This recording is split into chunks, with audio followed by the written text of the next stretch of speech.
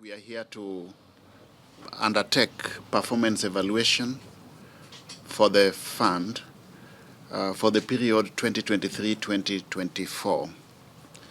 You did sign a contract for that period with very, very clear interventions, the programs and activities that you intended to undertake. And for each and every one of those programs and activities, we had very clear expected outputs, the output indicators, and the time-bound targets.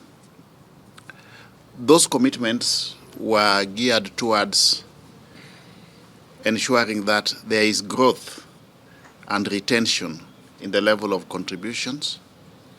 You also intended to increase the coverage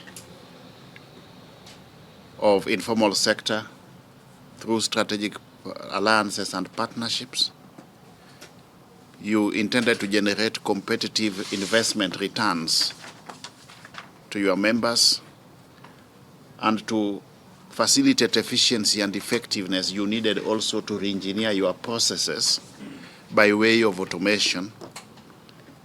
And then, of course, you also had intentions of putting in some investment in housing programs and units. But specifically, you committed to increase the level of member contributions, enhance the coverage of employers, undertake additional registration of members, reduce the benefits processing time, and then, of course, realize a net increase in the membership funds. These are the areas that we are going to interrogate to confirm the veracity or otherwise as to the level to which the commitments that you made in the performance contract have been met. At this point in time, as you are aware, we cannot change the targets. We cannot change the indicators. So we are basically looking for the evidence of performance. We assume that everything else was held constant during the activity period. As you are aware, NSSF is one of the institutions which is public-facing by way of the services that you provide.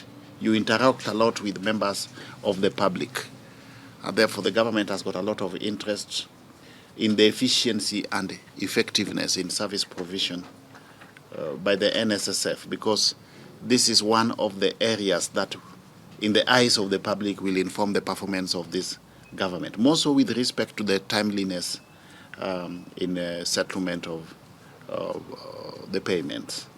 We want this process to be as objective as possible, because at the end of the day, we are going to rank the organizations in terms of performance. And we want those who excel in performance to be at the top, those who underperform to be at the bottom with respect to those rankings. Moving forward as government also, we want to tie performance to reward. Performance appraisal will no longer be a ritual, which is just undertaken as a routine. Those organizations which excel in performance will attract reward and recognition by the government. Those which are perpetual underperformers will also be allowed to die their natural deaths. We are not going to have a situation where we keep on pumping money from the exchequer to organizations which are not realizing their mandates. So that's the direction that we are taking. We are tying reward management to performance management. Thank you.